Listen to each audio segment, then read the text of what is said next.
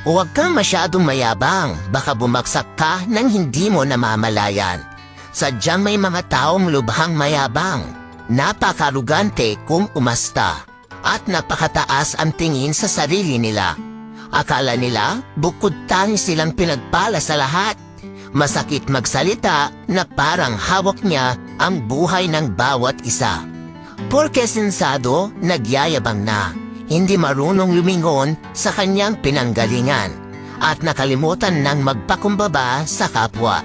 Masyado na kasing mataas ang tingin sa sarili nila. Kapag pinagpala ka, iwasan mo ang pagiging mayabang. Lagi mo rin dapat alalahanin kung saan ka nagmula at nanggaling. Dalawa lang natutuwa sa taong mahangin at mayabang. Kaya anuman ang ating kalagayan, tayo ay maging mapagkumbaba na lang.